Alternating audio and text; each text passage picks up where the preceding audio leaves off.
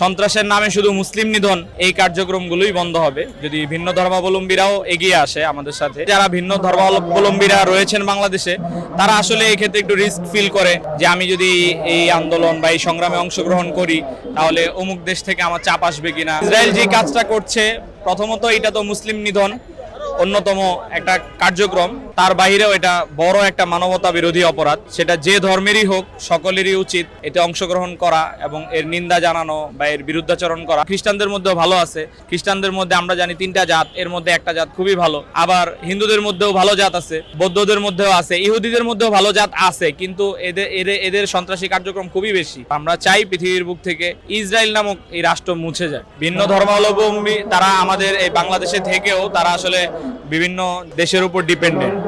তো বৈশ্বিক ইস্যুতে অনেক দেশ অনেক রকম মত বা অনেক রকম অবস্থান গ্রহণ করেছে।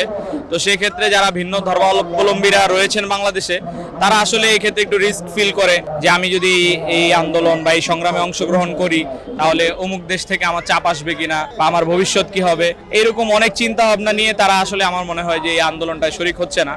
তবে আমরা মনে করি এটা ইসরায়েল যে কাজটা করছে প্রথমত এটা তো মুসলিম নিধন অন্যতম একটা কার্যক্রম, তার বাইরেও এটা বড় একটা মানবতা বিরোধী অপরাধ। সেটা যে ধর্মেরই হোক সকলেরই উচিত এতে অংশগ্রহণ করা এবং এর নিন্দা জানানো বা এর বিরুদ্ধাচরণ করা। তাতে যেটা হবে সেটা হচ্ছে বিশ্বব্যাপী সন্ত্রাসী কার্যক্রমগুলো বন্ধ হবে। সন্ত্রাসের নামে শুধু মুসলিম নিধন এই কার্যক্রমগুলোই বন্ধ হবে যদি ভিন্ন ধর্মাবলম্বীরাও এগিয়ে আসে আমাদের সাথে। আমরা আশা করি তারাও এগিয়ে আসবে ইনশাল্লাহ। এখন দেখেন এটা খুবই হাস্যকর, ভারত বা হিন্দু অনেকেই ইসরায়েলের পক্ষে অবলম্বন করতেছে, বাট ইসরায়েলদের যে মতবাদ, ইহুদিদের মতবাদে কিন্তু তারা মূর্তি পূজাকে গ্রহণ করে না। মূর্তি পূজা, এবং গতকাল আমি একটা ভিডিও দেখেছি ইসরায়েলের একজন বড় তাদের ধর্মের একজন বড় রাহাবার বা রাহেব বলে তাদেরকে, তো তিনি বলতেছে যারা মূর্তি পূজা করে তাদেরকে হত্যা করো। ইহুদিরাই বলতেছে। তো তারা হচ্ছে যারা হিন্দু ধর্মাবলম্বী আমার ভাইরা, সংখ্যালঘু ভাইরা যারা ইসরায়েলের পক্ষে অবস্থান নিচ্ছে তারা আসলে এটা এক প্রকার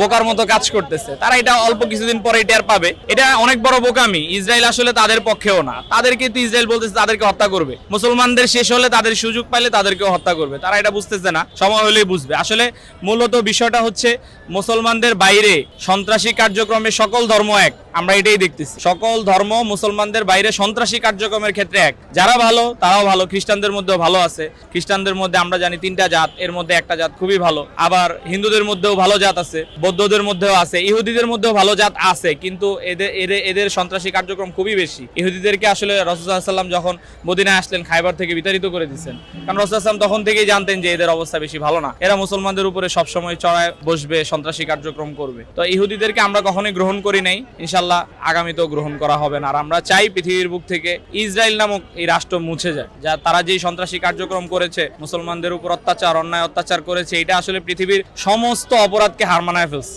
সুতরাং আমরা আল্লাহর কাছে এটা দোয়া করি আল্লাহ তাআলা এই ইহুদিদেরকে নিশ্চিহ্ন করে দিক আর ইহুদিদের হাত থেকে মুসলমানদেরকে রক্ষা করুক।